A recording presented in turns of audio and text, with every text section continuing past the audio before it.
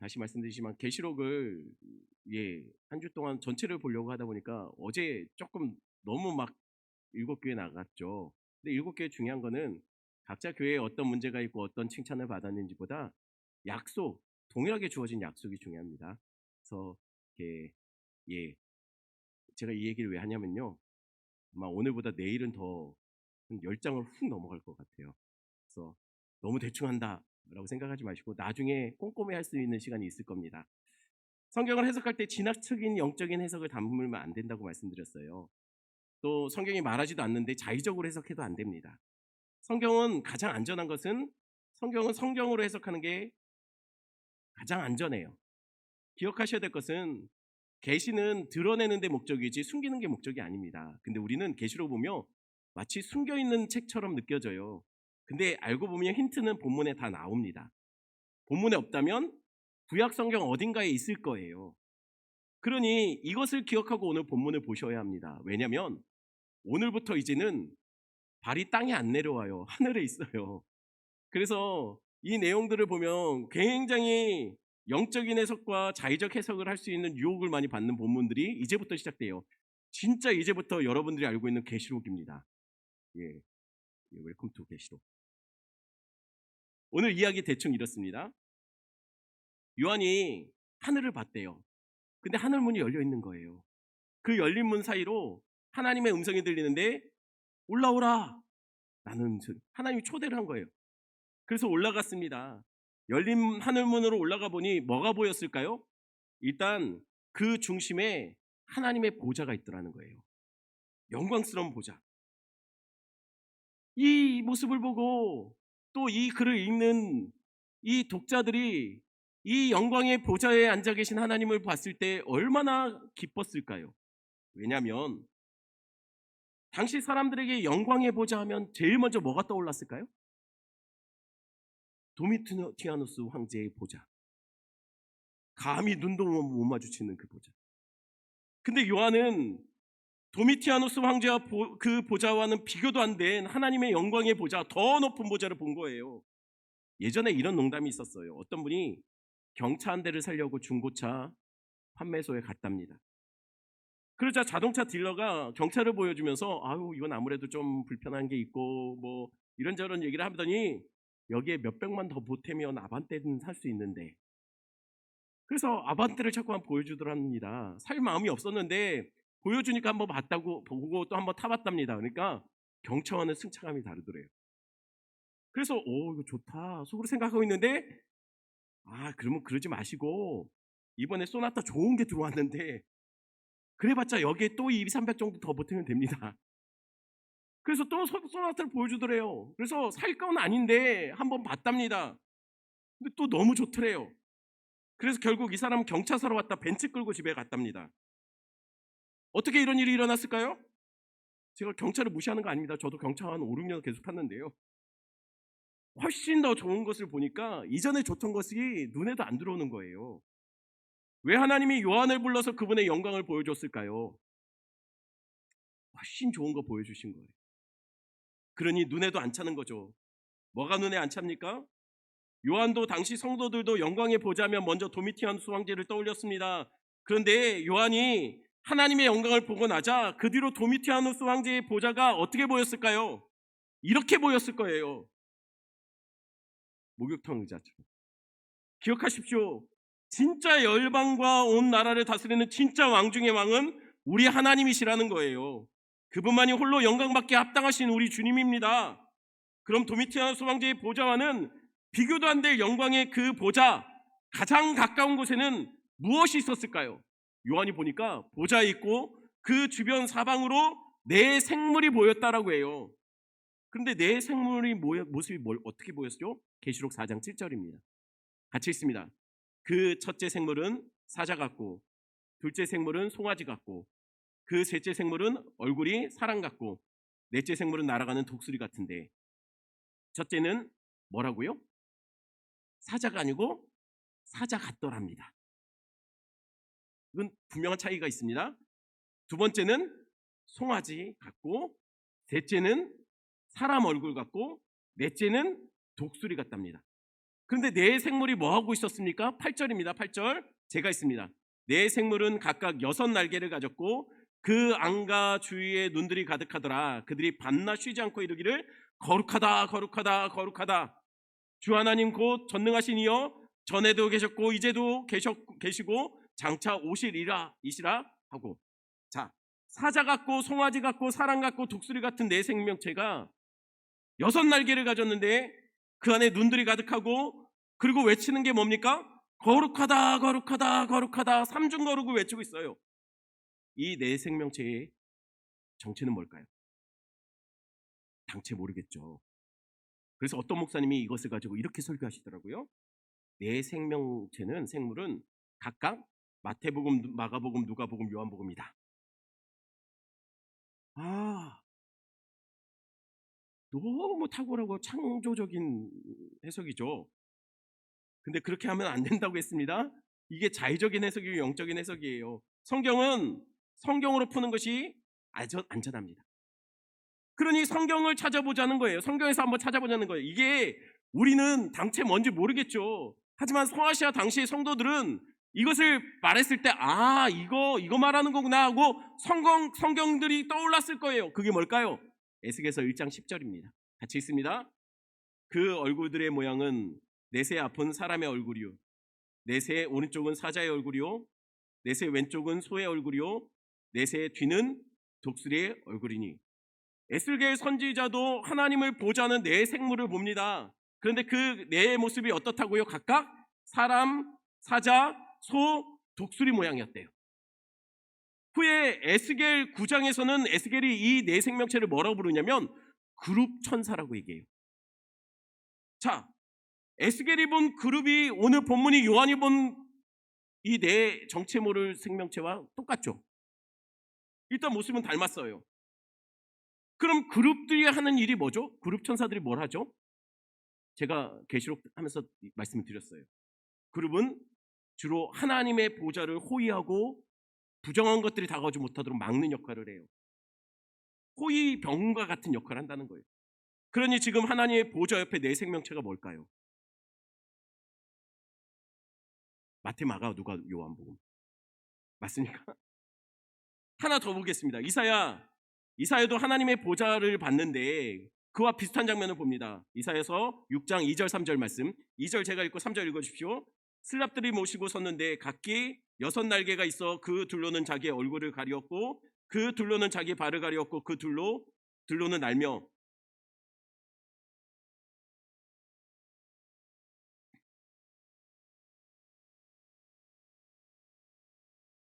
이사야도 하나님의 임재의 보좌를 봅니다. 하나님의 보좌를 봤어요. 그런데 그가 그곳에서 본 것은 또한 슬랍 천사들을 봐요. 근데 그 슬랍 천사들은 주로 어떤 일을 하는 천사들이죠?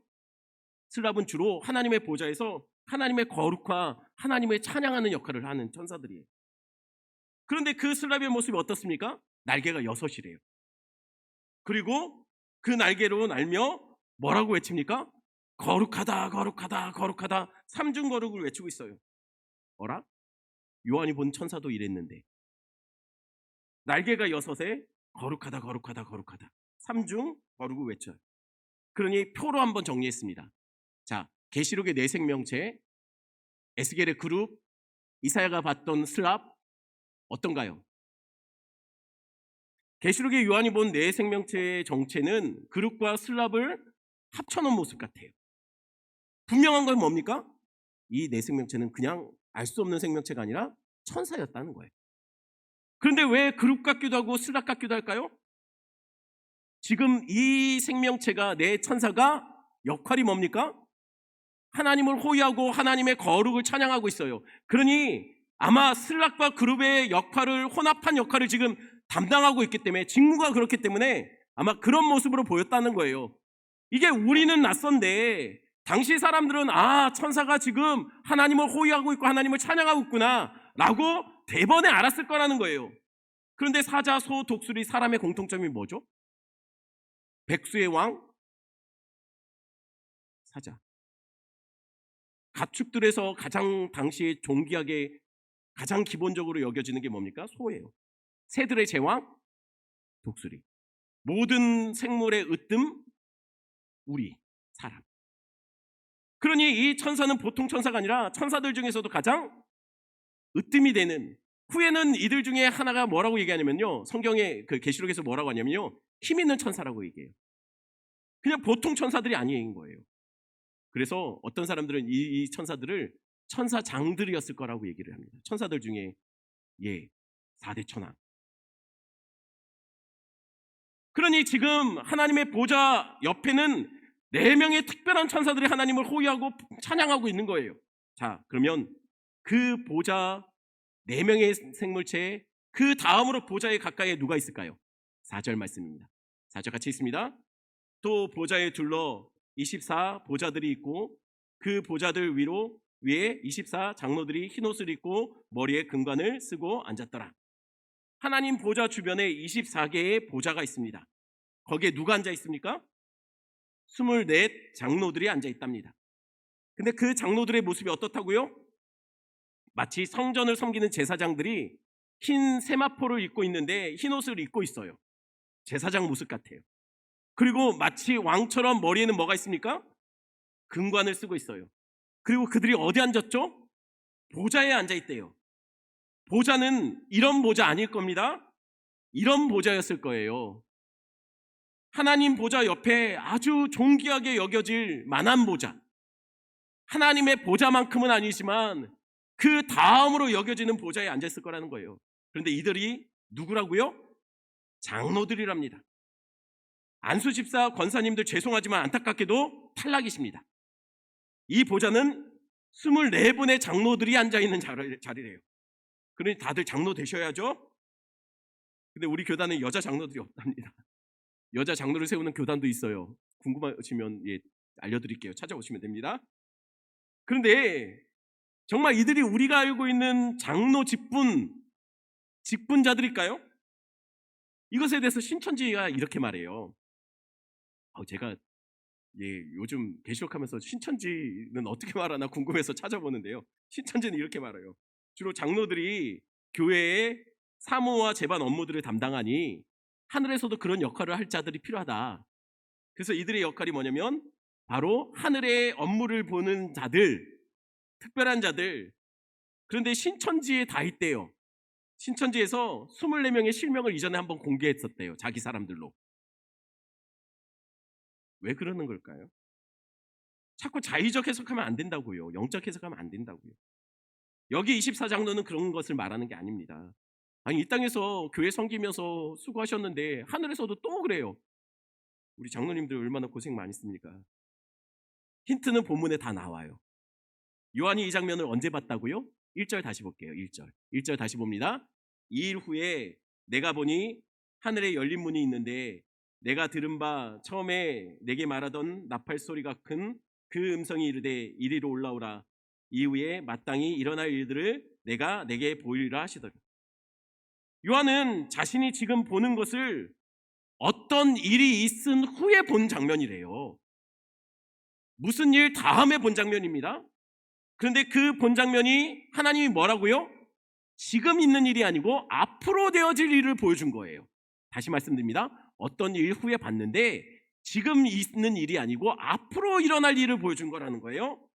그럼 먼저 이 장면, 하늘의 그 보좌 장면을 어떤 일 후에 봤을까요? 어제 우리 무슨 얘기했죠? 7교회 얘기했잖아요. 지금 예수님이 7교회에 대해서 얘기하시면서 약속하신 것들이 있어요. 7교회 각각의 특징들을 얘기했지만, 칭찬도 하고 책망도 했지만, 사실 그거는 모든 교회들 대부분 갖고 있는 문제예요. 그건 중요한 게 아니에요. 진짜 중요한 건 뭡니까? 그 7교회가 동일하게 대표성을 갖고 모든 교회에게 주시는 약속을 받았다는 거예요. 근데 그 7교회의 그 약속이 뭡니까? 이기면, 끝까지 버티면, 신앙을 견고히 끝까지 지키고 첫사랑을 잃지 않으면 뭘 갖게 된다고요? 천국을 소유하고 생명의 면류관, 빼앗기지 않은 생명의 면류관을 얻게 된다고 약속했어요. 좀 더 구체적으로 이런 약속 받았습니다. 자, 보이시나요 글씨? 만국을 다스리는 왕의 권세를 받는다고 했어요. 흰옷 입게 될 거라고 했어요. 성전 기둥 같은 존재가 될 거라고 했어요. 이 성전은 땅의 성전이 아니고 하늘 성전입니다. 보좌에 앉을 거라고 얘기했어요. 그리고 여기에는 기록하지 않지만 빼앗기지 않을 면류관을 받게 될 거라고 얘기했어요. 이런 약속을 전한 후에 요한이 하늘을 본 거예요. 2일 후에, 이 약속을 받은 후에 하늘을 봤는데 거기에 하나님의 보좌가 있고 그 주변에 4명의 천사가 있고 그 주변에 24개의 보좌가 있는데 거기에 장로들의 모습이 어떻다고요? 흰 옷 입고 있어요. 면류관, 금면류관 쓰고 있어요. 보좌의 왕처럼 앉아 있어요. 뭐와 똑같습니까? 딱 7교회에 예수 그리스도가 약속하신 대로 너희들 신앙 안에서 버티고 이겨라. 그러면 뭐 어떻게 된다고요? 하늘에서 흰 옷을 입게 되고 면류관을 쓰고 보좌에 앉아서 왕처럼 영원히 통치할 것이다 라고 약속을 받았던 그 모습 그대로, 그 약속이 이루어진 모습대로 장로들이 앉아있더라는 거예요. 그러니 여기서 장로들은 누굴까요? 하늘의 사물을 보는 사람들일까요? 아니요. 끝까지 핍박과 유혹을 견디고 예수 사랑 지켜낸 자들, 한마디로 이긴 자들이라는 거예요. 그런데 목사님은 목사는 죄송합니다. 목사 아니고 장로 24명. 목사들 억울하겠죠? 왜 24명만일까요? 왜 24명일까요? 대학 정원보다도 경쟁률이 높네요. 신천지는 그래도 14만 4천 명이라는데 왜 성경은 왜 24명이라고 얘기하는 걸까요? 여러분, 숫자는요, 특히 계시록은 숫자가 상징적인 의미로 많이 써요. 이스라엘 사람들에게는 숫자는 굉장히 상징성 강한 몇 개의 숫자들이 있습니다. 그거는 아마 내일 모레쯤 한번 다룰 것 같기도 한데요. 24라는 숫자에는 상징성이 있습니다. 여러분, 24 하면 뭐가 떠오르죠? 여러분은? 우리 문화에서 24 하면 제일 먼저 떠오르는 건 24시간 아닌가요? 하루 24시간. 만약에 당시의 성도들에게, 당시의 유대인들에게 24 하면 뭐가 떠올랐을까요? 아마 당시의 성도들은요, 24면 제사장 숫자. 왜냐하면 다윗이 주의 전을 섬길 제사장을 24명을 선출해요. 역대상 24장에 그 실명이 다 나옵니다. 24명의 제사장의 이름이 나와요. 근데 이 24명을 언급하면서 24명만 세운 게 아니라 제사장은 많습니다. 그런데 24개의 그룹으로 세운 거예요. 이 사람이 한 사람의 이름을 지목하지만 이 사람에게 속해 있는 그룹들이 다 포함된 거예요. 그러니 24라는 숫자는요, 이 24의 그룹으로 나눠서 각각 돌아가면서 당번을 정해서 성전을 지키도록 계속 돌아가면서 섬길 수 있도록 24명을 세웠지만 사실 24명 안에는 모든 제사장들이 다 포함된 거라는 거예요. 그러니 24면 당시 사람들에게 우리는 딱 떠오르지 않지만 제사장 섬기는 숫자다. 또한 24라는 숫자는요, 구약의 하나님 백성의 상징 대표가 누굽니까? 12지파죠. 야곱의 아들들. 그리고 신약의 하나님 백성들의 대표는 누굽니까? 12사도. 한 명 빠졌지만 다시 마띠아로 채워 넣잖아요. 굳이 숫자에. 왜냐면 숫자의 의미가 중요하기 때문이에요. 그 사람들에게는 당시에는 그게 중요해요. 그러니 구약과 신약의 성도의 대표를 합치면 뭡니까? 24시대요. 대표지만 대표만을 말하는 게 아닙니다. 그 대표 안에 모든 사람이 다 포함되는 거예요. 즉 다시 말하면 24라는 숫자는 뭘 의미하냐면 신약의 성도들과 구약의 성도들을 합친 거예요. 모든 성도들이 다 24명 안에 들어가는 겁니다. 야곱의 12아들이라고 하면 그냥 12명의 아들만을 말하는 게 아니에요. 그 12명은 대표로 상징하지만 모든 이스라엘을 다 말할 때 야곱의 12아들들이라고 얘기하는 거예요. 이것을 가지고 신천지는 이렇게 말해요. 24명의 장로가 12지파와 12사도라면 사도 요한이 봤는데 12사도가 거기 앉아있다면 난 뭐야? 사도 요한이. 왜 나는? 들어보니까 맞는 말이죠. 아니 내가 봤는데 12사도가 앉아있어요. 내가 12사도 중에 한 명인데 어라? 그래서 이게 말이 되냐고 신천지가 그렇게 따져요. 근데요, 신천지는 성경을 좀 잘 읽었으면 좋겠어요. 왜냐면 요한이 지금 뭘 기록했다라고 했죠? 이후에 마땅히, 지금 일이 아니에요. 이후에 마땅히 일어날 일을 상징적으로 하나님께서 보여주신 거예요. 이후에 일어날 일이니 거기에 뭐 내가 앉았던 아니면 상징적인 누군가 그냥 이렇게 상징성을 보여주는 것이든 그게 뭔 상관입니까? 그러니 그건 문제가 될 수 없어요. 24명은 신구약 전체 성도를 나타냅니다. 그럼 그들의 복장이 뭘 의미할까요? 왜 흰옷을 입었을까요? 왜 면류관을 쓰고 보좌에 앉아 있었을까요? 혹시 계시록에서는 성도를 여러분 어떻게 부르는 줄 아십니까? 계시록에서 계속 성도들을 이렇게 불러요. 1장 6절 먼저 보겠습니다. 1장 6절 같이 있습니다. 그의 아버지 하나님을 위하여 우리를 나라와 제사장으로 삼으신 그에게 영광과 능력이 세세토록 있기를 원하노라. 우리 10절도 같이 읽어볼까요?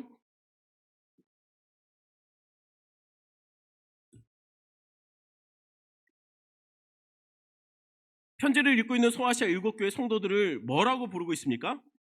하나님의 나라고 그의 백성이고 제사장이고 왕이라고 부르고 있어요. 그런데 그 24장로가 어떤 복장입니까 지금? 왕처럼 제사장처럼 복장을 하고 있어요. 그러니 24장로는 누구여야 맞습니까? 계시록에서는 계속 성도들을, 계속 믿음 지킨 자들을 계속 제사장이고 그의 나라고 그의 그 나라의 왕이고 라고 얘기합니다. 그러니 24장로가 누굴까요? 끝까지 신앙 지킨 자들, 약속대로 천국에서 왕처럼 존귀한 자로 여김받는 자들, 이긴 자들이 하나님 보좌 앞에서 왕처럼 제사장처럼 존귀 여김을 받고 있더라는 거예요. 그걸 요한이 본 거예요. 그리고 하나님은 그것을 기록해서 지금 고통받고 있는, 박해받고 있는 성도들에게 전하라라고 얘기한 거예요. 그러면 그렇게 그들 보좌 뒤쪽에서는 누가 있었을까요? 계시록 5장 11절입니다. 같이 있습니다. 내가 또 보고 들음에 보좌와 생물들과 장로들을 둘러선 많은 천사들의 음성이 있으니 그 수가 만만이요 천천이라. 장로들을 뒤로 누가 둘러싸고 있습니까? 수많은 천사들. 근데 천사의 숫자가 어떻다고요? 만 곱하기 만이란 얘기예요. 그리고 천 곱하기 천이란 얘기예요. 다시 말하면 이건 숫자가 아니에요.